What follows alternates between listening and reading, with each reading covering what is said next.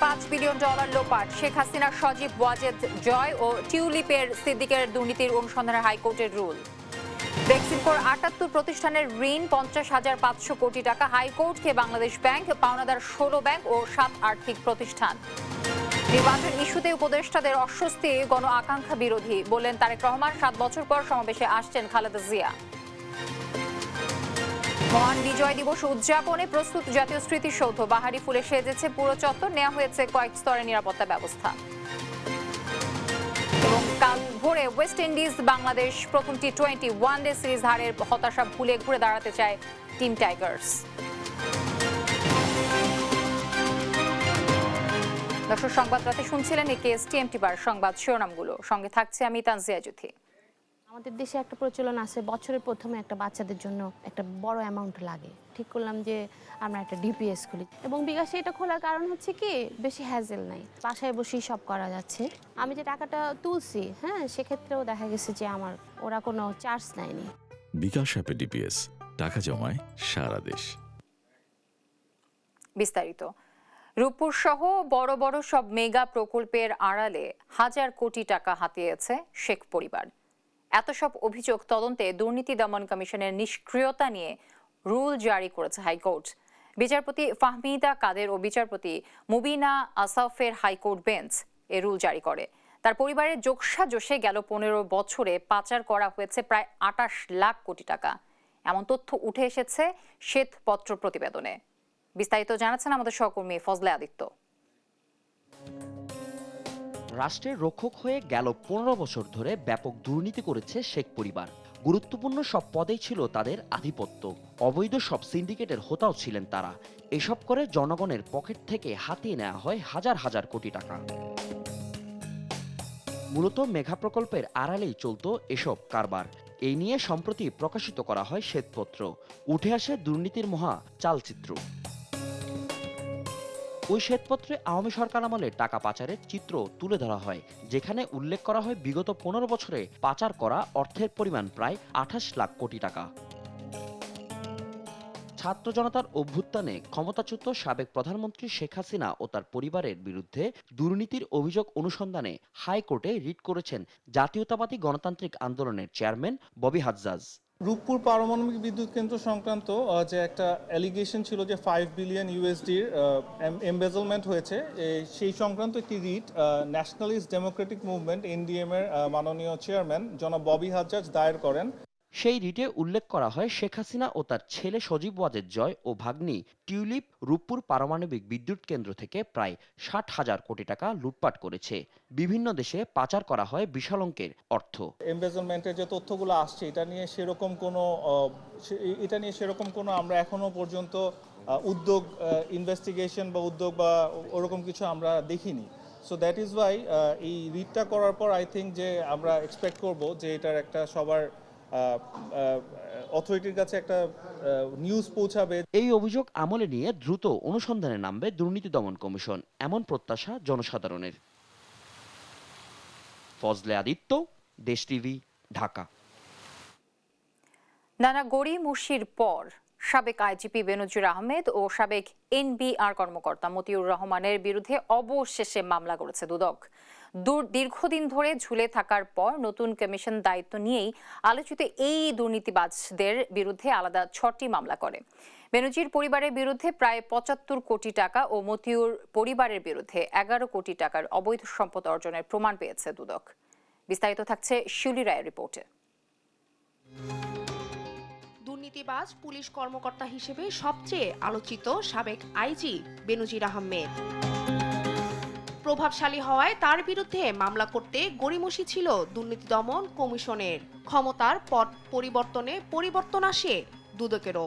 নতুন কমিশনের দায়িত্ব নেওয়ার পর ঘোষণা দেওয়া হয় ছাড় দেওয়া হবে না কাউকেই। এরপরই বিশেষ গুরুত্ব দেওয়া হয় বেনজির আহমেদের মামলায়। আলোচিত দুর্নীতিবাজদের বিরুদ্ধে করা হয় পৃথক 6টি মামলা।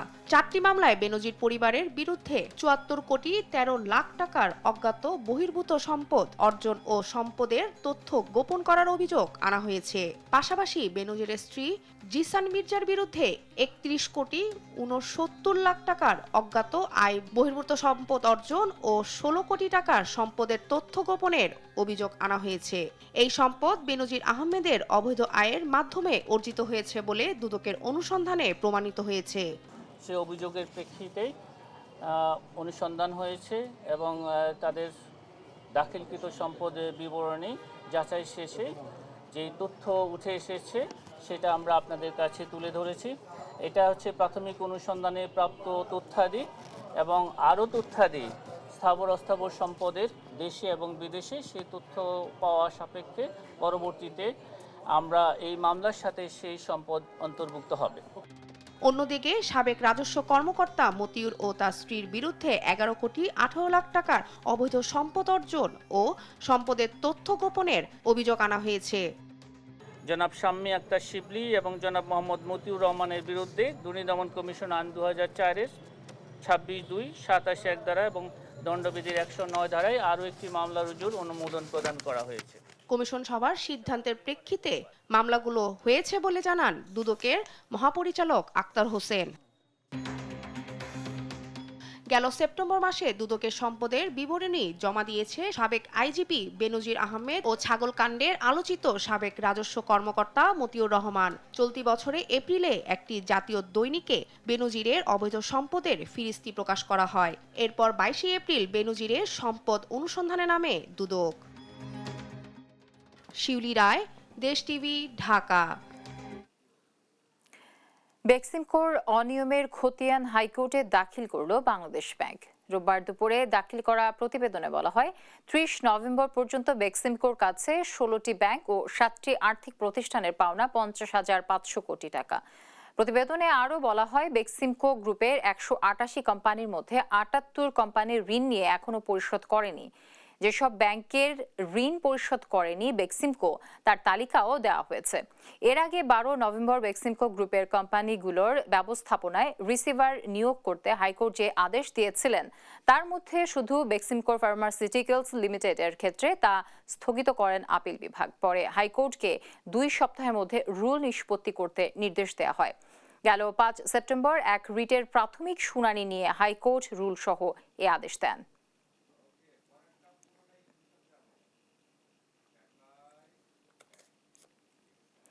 চট্টগ্রাম 15 আসনের সাবেক এমপি আবু রেজা মোহাম্মদ নদভীকে রাজধানীর উত্তরা থেকে আটক করেছে ঢাকা মহানগর গোয়েন্দা পুলিশ। রোববার ডিএমপির মিডিয়া বিভাগের উপ পুলিশ কমিশনার মোহাম্মদ তালেবুর রহমান এ তথ্য নিশ্চিত করেন। জানান, নদভীর বিরুদ্ধে একাধিক অভিযোগ রয়েছে। যাদের বিরুদ্ধে সুনির্দিষ্ট অভিযোগ রয়েছে তাদের গ্রেফতারে অভিযান অব্যাহত রয়েছে বলে উল্লেখ করেন তালেবুর। সাধারণ জনতাকেও তথ্য দিয়ে সহযোগিতা করার আহ্বান জানান ডিএমপি। বাংলাদেশ পূর্ব তিমুর দ্বিপক্ষীয় সম্পর্ক আরও এগিয়ে নেয়ার ঘোষণা দিয়েছেন ডক্টর মোহাম্মদ ইউনুস ও জোসে রামোস হোর্তা। রোববার প্রধান উপদেষ্টার কার্যালয়ে বৈঠক করেন তারা।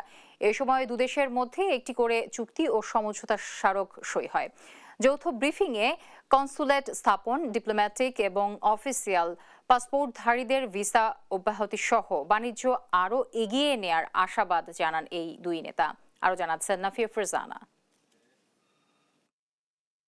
রোববার সকালে ঢাকায় সফররত পূর্ব তিমুরের প্রেসিডেন্ট জোসে রামোস হোর্তাকে গার্ড অফ অনার দেয় সশস্ত্র বাহিনীর চৌকস দল। সেনাকুঞ্জে তাকে এ গার্ড অফ অনার দেয়া হয়। এ সময় উপস্থিত ছিলেন প্রধান উপদেষ্টা ডক্টর মোহাম্মদ ইউনুস। এরপর প্রধান উপদেষ্টার কার্যালয়ে পূর্ব তিমুরের প্রেসিডেন্টের সঙ্গে বৈঠক করেন প্রধান উপদেষ্টা। বৈঠক শেষে বাংলাদেশের সঙ্গে পূর্ব তিমুরের একটি চুক্তি ও একটি সমঝোতা স্মারক সই হয়। এছাড়া ডিপ্লোম্যাটিক এবং অফিসিয়াল পাসপোর্ট হোল্ডারদের মধ্যে ভিসা অব্যাহতি চুক্তি এবং দ্বিপক্ষীয় পরামর্শ সংক্রান্ত সমঝোতা স্মারক সই করে দুদেশ।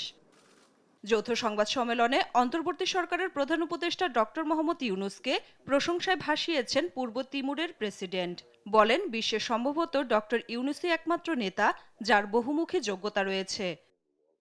এছাড়া যুদ্ধের কারণে ক্ষতিগ্রস্ত বিভিন্ন দেশে যুদ্ধবিরতিতে বিশ্ব নেতাদের প্রতি তিনি আহ্বান জানান। At least 4 of the permanent members are involved directly or indirectly in some of the worst conflicts today in the world. Global leaders, particularly those sitting as permanent members of the UN Security Council, they have this privilege, the power, one, to prevent conflicts from happening. আর দ্বিপক্ষীয় সম্পর্ক আরও জোরদারে আশাবাদ জানান doctor Mohammad Yunus. Relationship continue to grow, and we signed some agreements, but beyond the agreements, we also make sure that our relationship on trade, on investments continue. এর আগে সকালে পূর্ব তিমুরের president জোসেস Ramos হোর্তার সঙ্গে সাক্ষাৎ করেন পররাষ্ট্র উপদেষ্টা তৌহিদ হোসেন। নাফিয়া ফারসানা, দেশ টিভি, ঢাকা। 7 বছর পর কোন সমাবেশে প্রকাশ্যে অংশ নিচ্ছেন বিএনপি চেয়ারপারসন বেগম খালেদা জিয়া। আগামী 21 ডিসেম্বর মুক্তিযোদ্ধা দলের মহান বিজয় দিবসের কর্মসূচিতে প্রধান অতিথি হিসেবে আয়োজন অলংকৃত করবেন তিনি। বিএনপির প্রেস উইং জানিয়েছে, বিআইসিসি সম্মেলন কেন্দ্রে আয়োজিত এ সমাবেশে প্রধান অতিথি হিসেবে উপস্থিত থাকতে সম্মতি দিয়েছেন খালেদা জিয়া। রোববার রাতে গুলশান বাসভবনে তার সঙ্গে সাক্ষাৎ করেন দলের স্থায়ী কমিটির সদস্য মেজর অবসরপ্রাপ্ত হাফিজ উদ্দিন আহমদ এবং মুক্তিযোদ্ধা দলের সভাপতি ইশতিয়াক আজিজ উলফাত। এ সমাবেশে ভার্চুয়ালি যুক্ত হবেন বিএনপির ভারপ্রাপ্ত চেয়ারম্যান তারেক রহমান। খালেদা জিয়া সবশেষ 2017 সালের 12 নভেম্বর ঢাকায় সোহরাওয়ার্দী উদ্যানে দলের এক সমাবেশে ভাষণ দিয়েছিলেন।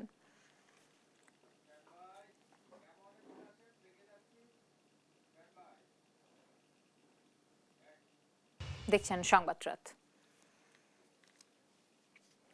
মহান বিজয় দিবস উদযাপনে প্রস্তুত সাভারের জাতীয় স্মৃতিসৌধ। বাহারি ফুলে সাজিয়ে তোলা হয়েছে পুরো চত্বর। নির্ধারিত সময়ের আগে স্মৃতিসৌধ প্রস্তুত হওয়ায় সন্তুষ্টি প্রকাশ করেছেন কর্তৃপক্ষ। নেওয়া হয়েছে কয়েক স্তরের নিরাপত্তা ব্যবস্থা। সহকর্মী দেওয়ান ইমনের রিপোর্ট, জানাচ্ছেন আপন অপু। রাত পোহালেই 16 ডিসেম্বর মহান বিজয় দিবস। 1971 সালে দীর্ঘ 9 মাস রক্তক্ষয়ী যুদ্ধের পর 30 লাখ শহীদ ও 2 লাখ বীরাঙ্গনার ত্যাগের বিনিময়ে বাংলার আকাশে উদিত হয় স্বাধীনতার লাল সূর্য। বিশ্ব মানচিত্রে জায়গা করে নেয় স্বাধীন সার্বভৌম বাংলাদেশ। যাদের আত্মত্যাগ আর রক্তের বিনিময়ে নীল আকাশে মুক্ত বিহঙ্গের মতো উড়ছে লাল সবুজের পতাকা, বিনম্র শ্রদ্ধায় তাদের স্মরণ করতে প্রস্তুত সাভারের জাতীয় স্মৃতিসৌধ। ধুয়ে মুছে ঝকঝকে করা হচ্ছে সৌধ প্রাঙ্গণ। বাহারি ফুলে সাজিয়ে তোলা হয়েছে পুরো চত্বর। গাছের সবুজ পাতা আর লাল ফুলের সমন্বয়ে রূপ দেয়া হয়েছে জাতীয় পতাকার। আমরা 16 ডিসেম্বরের উপলক্ষে কাজ করিয়া আমরা আনন্দ ভোগ করি। বিভিন্ন কাজ ওয়াশের কাজ আছে, বিভিন্ন ইফেরিংয়ের কাজ চলতেছে, বিভিন্ন কাজ চলতেছে। প্রায় 1 মাস থেকে এই টাওয়ারের কাজ চলছে। হ্যাঁ, প্রেসার মেশিন দিয়ে এটা ধোয়া হয়েছে আগে। এখানে গাঁথুনির কাজ হইতেছে, গাঁথুনি করতেছি, আবার ভাঙা ঝিল্লা ওগুলো ঠিক করতেছি। নির্ধারিত সময়ের আগে স্মৃতিসৌধ প্রস্তুত হওয়ায় সন্তুষ্টি প্রকাশ করেছেন কর্তৃপক্ষ। নেওয়া হয়েছে কয়েক স্তরের নিরাপত্তা ব্যবস্থা। মহামান্য রাষ্ট্রপতি, মাননীয় প্রধান উপদেষ্টা, মাননীয় উপদেষ্টা মণ্ডলী সহ লক্ষ লক্ষ জনতার শ্রদ্ধা নিবেদনের জন্য সাভার স্মৃতিসৌধ পুরোপুরি প্রস্তুত রয়েছে। সাদা পোশাক, এবি ব্যান, সকল স্তরের নিরাপত্তা আমরা রেখেছি, যেন রাজনৈতিক ব্যক্তিত্ব এবং তাদের সমর্থকবৃন্দ অতি সুন্দরভাবে নিরাপত্তা সহকারে নির্বিঘ্নে আসা যাওয়া করতে পারেন। সেজন্য আমাদের সমস্ত প্রস্তুতি সম্পন্ন শেষ। 16 ডিসেম্বর সূর্যোদয়ের সঙ্গে সঙ্গে রাষ্ট্রপতি মোহাম্মদ শাহাবুদ্দিন ও প্রধান উপদেষ্টা ডক্টর মোহাম্মদ ইউনূস শ্রদ্ধাঞ্জলি অর্পণ করবেন জাতীয় স্মৃতিসৌধে। সশস্ত্র বাহিনীর সুসজ্জিত চৌকস দলের রাষ্ট্রীয় সালামের সঙ্গে সঙ্গে বেজে উঠবে বিউগলে করুণ সুর। এরপর সর্বসাধারণের শ্রদ্ধা নিবেদনের জন্য উন্মুক্ত হবে স্মৃতিসৌধ। নিউজ ডেস্ক, দেশ টিভি। মহান বিজয় দিবস ঘিরে নাশকতার কোনো শঙ্কা নেই বলে জানিয়েছেন স্বরাষ্ট্র উপদেষ্টা জাহাঙ্গীর আলম। রোববার বিকেলে আইন শৃঙ্খলা সংক্রান্ত উপদেষ্টা পরিষদের বৈঠকে শেষে এই কথা জানান তিনি। এছাড়া রাজধানীতে ছিনতাই রোধে শেষ রাতে পেট্রোলিং বাড়াতে পুলিশকে নির্দেশনা দেওয়ার কথাও জানান স্বরাষ্ট্র উপদেষ্টা। আর ক্রীড়া উপদেষ্টা আসিফ মাহমুদ জানান, ছাত্রলীগ নির্মূল না হওয়া পর্যন্ত যে কোনো সময় বিশৃঙ্খলা হতে পারে। ফ্যাসিস্ট সরকারের দোসরদের গ্রেফতার অভিযান আরও কঠোর করা হবে বলেও জানান তিনি। 16ই ডিসেম্বর বা এই 25শে ডিসেম্বর 31শে ডিসেম্বরে কোনো ধরনের আমাদের কাছে কোনো খারাপ কোনো কিছু নেই। আমরা পুলিশের ইনস্ট্রাকশন দিয়েছি শেষ সাথে সাধারণত চিন্তা এটা হয় শেষ সাইতে যেন পেট্রোলিংটা বাড়াই দেওয়া হয়। বিগত ফ্যাসিস্ট সরকার যারা বাইরে আছেন এবং এখনো নানাভাবে বিভিন্ন গোষ্ঠীকে উস্কানি দেওয়ার চেষ্টা করছেন, বিভিন্ন জায়গায় ফান্ডিং করছেন এবং মিছিল করার চেষ্টা করছেন। আপনারা দেখেছেন গতকালকেও কয়েকজনকে অ্যারেস্ট করা হয়েছে এবং দেশকে অস্থিতিশীল করার ষড়যন্ত্র করে যাচ্ছেন। যাদের নামে মামলা আছে, সুস্পষ্ট অভিযোগ আছে, তাদেরকে গ্রেফতার করা হবে।